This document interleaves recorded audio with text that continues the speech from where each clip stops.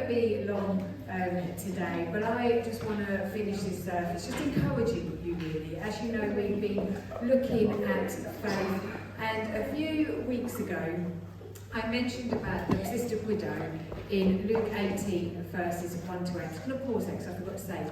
On the kids' table there's a challenge to build a faith box. So if you lovely kiddies would like to go and do that, Hillary's modelling for us there. Wonderful. So they've got their own little challenge on the kids' table. They're going to be making faith boxes where they can keep track of all the great things God is doing for them. But back to what I was saying. So as I was saying, we looked at the persistent widow who kept going until she got the justice that she required. And when Jesus is telling this parable, he ends it by saying these words. When the Son of Man comes, will he find faith on earth? And in the Amplified Bible, it says, will he find this kind of persistent faith on earth? And whenever I read these words, it's like they super glue to my soul, and they just keep going round and round in my head, because it's a challenge that we've all got to ask ourselves, because this is talking about us now, today, in 2023. Will God find this persistent faith? Will God still find people of faith? Faith that refuses not to give up. Faith that causes us to rise up, even when it looks like there's no hope. Faith that gives us a voice. Faith that stirs us into action. Will Jesus find this faith in you and me? James in the Bible, in James 2, verses 14 to 19, states, what good is it, my brothers and sisters, if someone claims to have faith but has no deeds? Can such faith save them? Suppose a brother or a sister without clothes and suppose a brother or a sister is without clothes and daily food. If one of you says to them, go in peace, keep warm and well fed, but does nothing about their physical needs, what good is it? In the same way, faith by itself is not accompanied by actions, is dead. But someone will say, you have faith, I have deeds. Show me your faith without deeds, and I will show you my faith by my deeds. You believe that there is God. Good. Even the demons believe that and shudder. Eek. He doesn't sugarcoat it, does he? He doesn't make it all nice and all comfortable, but he's saying that actually we are people of faith. We are people that are willing to stand up and believe who our God is. If Jesus is really who Jesus says he is, then it should cause our faith to make us people of action. Faith demands an action. It demands a voice. Whether it's a spoken word or whether it's played out in what we do, our action needs to be seen. Our faith needs to be seen. If your life suddenly became a reality program on TV, would people recognise your faith? Would they hear faith when you spoke? As they watch your life, how official is your faith? How official is your faith? What it is you claim to believe, who it is you claim your Jesus to be, is it official and is it spoken in the life that you are leading? In Mark 2, verses 3 to 11, is one of my favourite Bible stories of the four friends that carry their friends to Jesus because he can't walk. So they take their friend, and when they get closer and closer to Jesus, the crowd gets bigger and bigger and thicker and thicker, and they have to fight to get through. They finally get to the house where Jesus is, and the crowd is so thick they can't even press through into the house. So I'm sure at this point they're tired. I'm sure at this point their arms are aching, but because of the faith they carry, they know that they know that they know if they get their friend to Jesus, he will be healed. So this faith they've got drives them into action, even when it's hard. So they then go up to the roof of this house and they dig a hole through the roof of the house because their faith demands it. Their faith says, I need to get to Jesus. Will Jesus find faith like this today? Brandon Lake, who is a worship leader for the Elevation Church, has written a song called Tear Off the Roof. I'm going to pull it out on the church WhatsApp later today because Charles will tell you I'm just having a constant at the moment, because it's all about having this faith that goes beyond the roof. Some of the lyrics says, I got a faith without a ceiling. So I got a faith without a ceiling, so tear off the roof because the king's in the house. He has to get to Jesus and nothing's going to stop him because his faith says, do you know what, I'm going to go through that ceiling. I'm going to go through whatever is stopping me getting to Jesus because I know that if I get to Jesus, that if I can spend that time with Jesus, if I can have an encounter with Jesus, then things will change. How much does our faith drive us into action? So today, very quickly, we're going to look at some people in the Bible. We're going to look at the faith that they've got, and we're going to learn lessons from them so that we today in 2023 can be people of faith. And it comes through in our words, comes through in our actions. So we are going to look at the Israelites in the Bible because they were God's chosen people. As we read in Deuteronomy 7, verse 6, it says, "For you, Israel, are a holy people to the Lord your God. The Lord your God has chosen you out of all the people on the face of the earth to be his people, his treasured possession." So surely these people know how to do faith. Surely these people will give us a good example of faith in action. So I'm going to try to give you a very quick overview of the Israelites, just to help you in case you don't know it. We're going to go today from Moses to Gideon. So bear with me, sit comfortably as I just give you a very quick overview of their story. So, the Israelites, we are going to start where the Israelites are in Egypt. Now they're in Egypt because Joseph had heard from the king, was able to, sorry, let me start again, I'm trying to do it too quick, I'm going to slow down just a little bit. Okay, so what happens is the Israelites are in Egypt because Joseph has gone before them. He has the ability to understand dreams. The king's had this dream, and because Joseph could tell him what it meant, which meant that there was a famine, 7 years of famine coming to the land, it meant that Joseph was able to help them so that they could survive the 7 years of famine. They are, given great glory in Egypt and everything's going good, but as time goes on, of course, Joseph dies, the Pharaoh dies, a whole new generation comes up, and people start forgetting the history of the Israelites coming to Egypt. The Pharaoh at this time now gets a bit threatened because he sees how big the tribe of Israel is, this nation is, because God is just blessing them, so they're multiplying. So this Pharaoh was like, you know what, it's too scary having this big nation in here, so he turns them into slaves. He makes them work for their rights to be in Egypt, and they are mistreated. Moses then rises up as a leader, and we have the 10 plagues. And Pharaoh lets the Israelites go, which was answering their prayers to be rescued. However, not long after they left, Pharaoh changes his mind and comes after them with his army. With God guiding them, the Israelites find themselves at the Red Sea, with the Egyptians not far behind them, a huge sea in front of them, which they look at and there's no way they can cross. The Israelites start having a little panic attack and start sort of getting all sort of like, oh, woe is us and how bad is this situation, because they can't see a way out.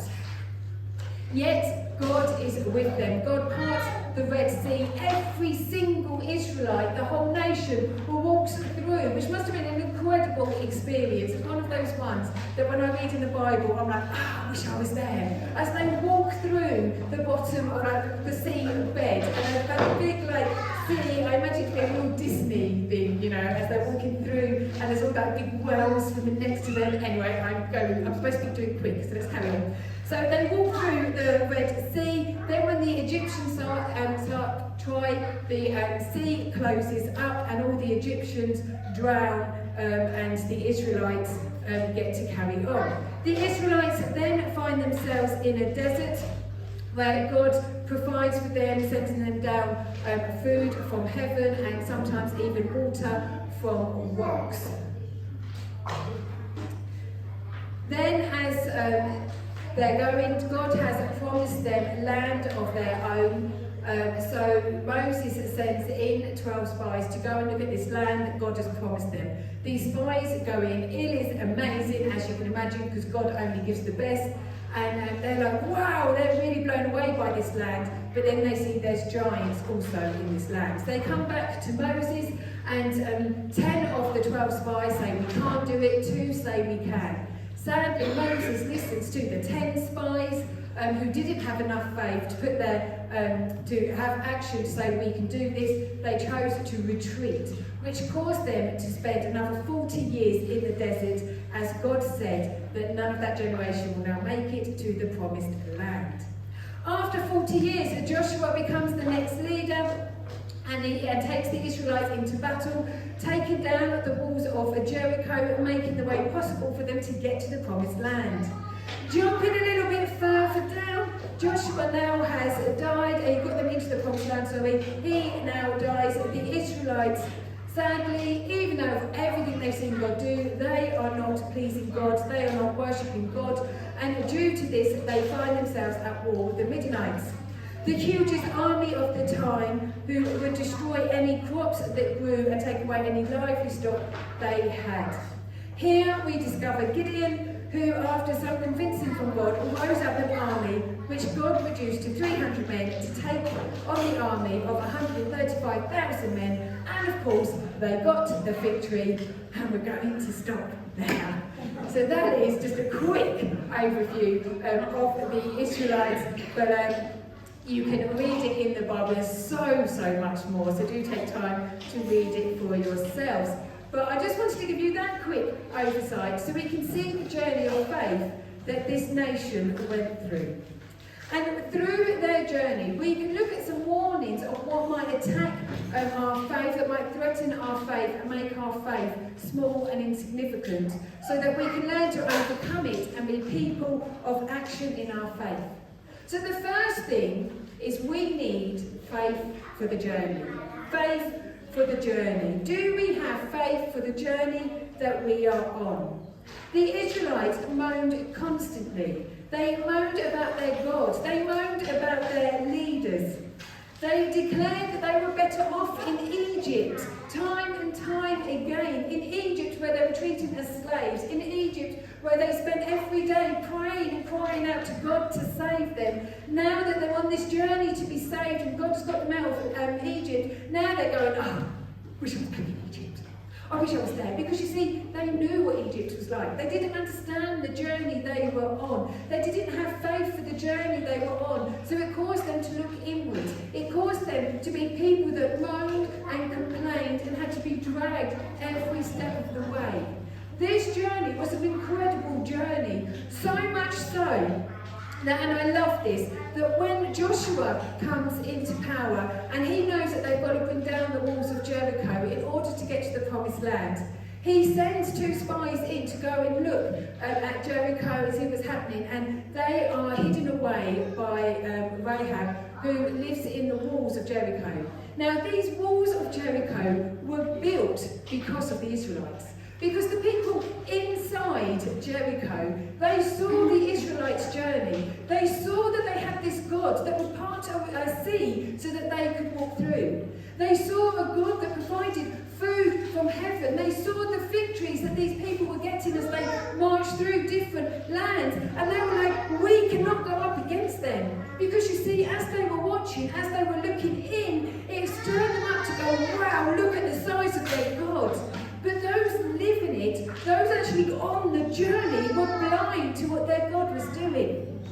In Joshua 2, verse 9 to 11, we can read Rahab's words, where it says, and she said to them, I know that the Lord has given you this land, and that a great fear of you has fallen on us, so that all who live in this country are melting in fear because of you. We have heard how the Lord dried up the water of the Red Sea for you to come out of Egypt, and what you did in Sihon and Og, and the 2 kings of the Amorite east of the Jordan, whom you completely destroyed. When we heard of it, our hearts melted in fear, and everyone's courage failed because of you. For the Lord your God is God in heaven above and on earth below. Hear her words. You know, I hear that and I read that, and I'm like, she got it. She saw it. The journey wasn't easy. The journey took battles. The journey took guts. They had to rise up. They had to stir the faith in them. And this is what they should have been doing. They should have been going, okay, this is tough, but God, you got us out of Egypt. They should have been reminding themselves on each step what God had done for them, that God has got them this far, therefore he will get them the rest. But instead that they're complaining, instead that they're wishing that they were dead, or that they believe that God brought them this far to kill them. And it was so doom and gloom when you read what they're saying. Yet those watching saw the size of their God. Do not be distracted by what this world puts on us, by the journey you're on. That cannot be our main view. We cannot see how hard it is, or how we're so confused over what way we're going and what this and that means, that we forget to look at who our God is and what He is doing. Because I promise you, God is there with you. God is on this journey with you. So we need to make sure that we are not letting our faith be killed because of the situation we're in, but instead we're telling our situation who our God is. Our faith is threatened when we don't recognise the journey that God has put us on. In Proverbs 3, verse 5 to 6, it says, "Trust the Lord with all your heart, and do not lean on your own understanding. In all your ways acknowledge Him, and He will make straight your paths." Trust the Lord with all your heart. Lean on His understanding. Keep going to Him. Know that He is God and He has got you. In Psalm 32, verse 8, it says, "I will instruct you and teach you in the ways you shall go. I will counsel you with my eyes upon you." God sees, God guides, God is there with you. We cannot be like the Israelites who spent their time moaning and looking inwards. We need to be, this estate, our community needs you to be, your family needs you to be, your journey needs you to be people of faith. People that will declare who your God is before saying the situation you're in. Are we willing to declare? Are we willing to say, this is my God, this is the journey I'm on, and I believe Him to get me from A to B to C to D, because God will always bring you to a place of completion. And as He takes you on a journey, He equips you for that journey. Philippians 4 verse 19 says, "But my God shall supply all your needs according to His riches in glory by Jesus Christ." God has got you. God is guiding you. Trust in Him. Have faith for the journey you're on, recognising it to be where God has planted you, has led you, and is guiding you. Do you have faith for the journey God has put you on? Because where you are today, that's where God's put you. In your workplace, with your families, with your group of friends, in the church that you're in today, God has planted you. There's never any accidents with God. I don't believe in consequences.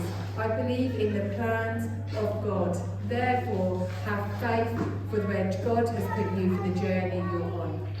And then the second thing we can learn from the Israelites is we need to be people that speak faith. If the Israelites had chosen to give glory to God, if they had chosen to be people that speak faith, their whole experience would have changed. When they went into that land and saw the giants, if they were speaking out faith already, if it was something already in them, if they were already people that chose to look to God rather than their situations, then as they saw those giants, they go, "Oh, they're giants, oh, they're big. Oh, my God's bigger." Only 2 of the spies could do that. We need to speak out in faith. We need to declare in faith what our God can do. The Israelites missed the fact that there's a journey that had to happen. There was battles that had to be fought first. In Numbers 13, we can read Moses, who sent out the 12 spies into the promised land. Now, this should have been a time of encouragement. They're going to look at what God has promised them. We know God only gives good, that God only gives the best. So this should have been a time when they came back rejoicing, saying, yes, God is true to His word. God has got us. Wow, what has God got for us is absolutely incredible. Yet it became a time of discouragement. It became a time that was a big hurdle for them that caused them to spend another 40 years in the desert. All because they weren't speaking out in faith. They weren't declaring in faith what God could do.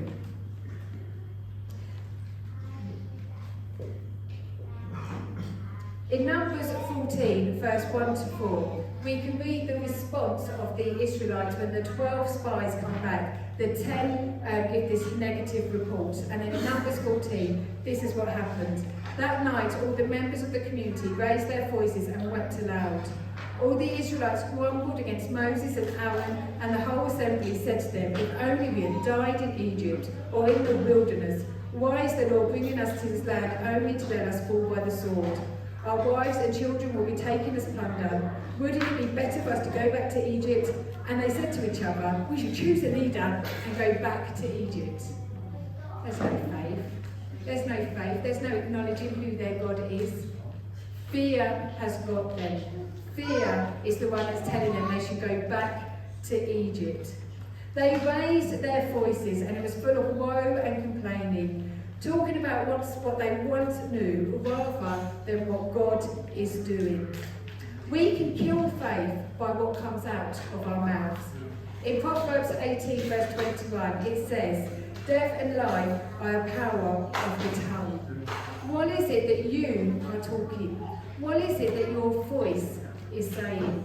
Now, this is a very dear topic to me, of people finding their voices, because a lot of you already know in this place I am orally dyspraxic, which means that the muscles in my tongue don't work quite as they should, and the links between my mouth and my brain are a bit confused. So it kind of means that I get my words wrong at times and that I can't pronounce certain things. And when I was a kid, I started school not able to talk. Something that everybody else could do naturally. Something that just, you just did. People did it without thinking about it. Talia is going on with her talking, and she makes a lot of noise, that little girl. But she's doing it naturally. For me, it wasn't natural. I had to go to speech therapy. I had to learn how to talk. I had no voice.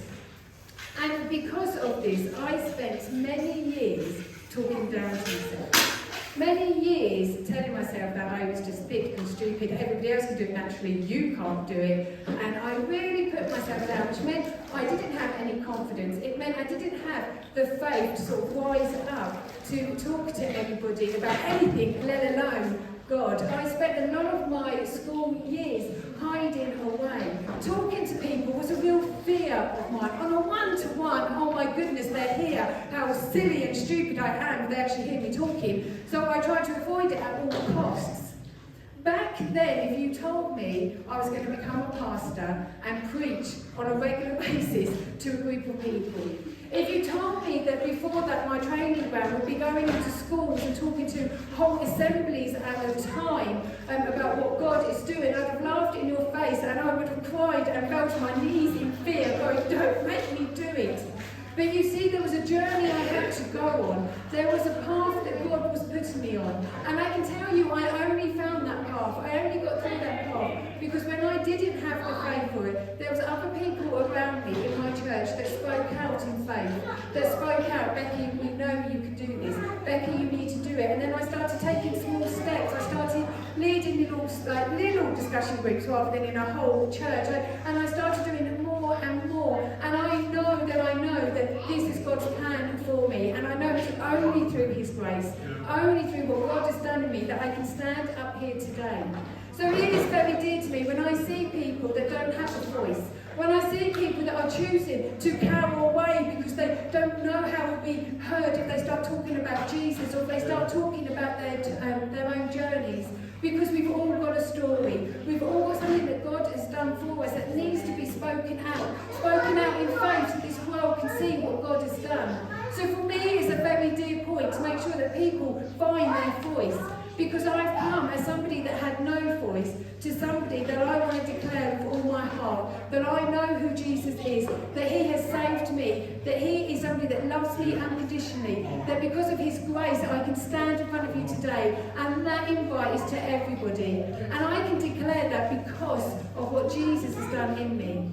And I had to choose what language to speak. I could carry on speaking the language of I can't. or I can't do it, or I've got an excuse, I'm already dyspraxic, don't you know, I can't do that. Or I can choose to speak out in faith, to say, do you know what, I don't know how I'm going to do this in my own abilities, but I believe God's got a calling on my life that determines and demands that I have a voice. Everybody here, you have a voice that this world needs to hear, a voice that needs to be speaking out in faith. What is it that you are telling yourself? What is it that others are hearing from you? Gideon's men, his army of 300, as they stood at the edge of the enemy's camp, they didn't sneak in quietly, hoping to get them off guard, but they declared they were there, and they blew their trumpets, and they declared aloud for the Lord and for Gideon. They declared it as them on the enemy's camp. They choose to declare in faith. They are the underdogs. There is an army of 135,000 men in this army camp. They are 300. The odds aren't looking great. Yet these 300 men chose to declare in faith.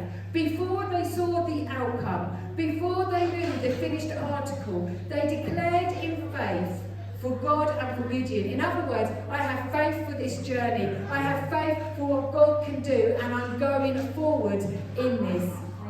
They declared in faith their victory, and they stepped into that enemy's camp, and sure enough, they got the victory. As we each step out on our journey, we need to be declaring in faith that we can, we shall, and we will. That we talk out faith, we look for what God is doing or for what He has promised, and that is the language on our tongues. The truth is, the Israelites' journey shows us the reality that there are highs and lows, that sometimes having faith is easy peasy, life is jolly, we can do this, but at other times we may feel like we're hanging on by our fingernails, and it's really tough to declare in faith, it's really tough to see what God is doing. But it's in those times that it's important we find our voice and declare in faith that God has got this. And I want to finish today not by my words, but by the words of Kimberly Strand, who is a pastor in America, who says, so why is faith important to life? Faith is important because it frames who you are, our existence, our values, our hopes and our dreams. Faith is the quiet before the storm, it's the anchor in the storm. There is a misperception that faith is all about winning. Faith is not a game of winners versus losers. But faith is that inner resolve of believing that no matter the outcome, you are in the hands of God. You are in the hands of God. Therefore, we choose to rise up in faith, knowing that God has got our journey.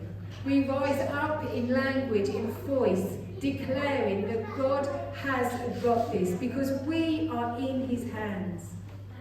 Jesus asked, when He comes back, will He find faith like this?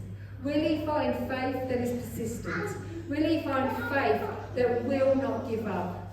Well, I want to challenge each and every one of us today that we show that faith still exists.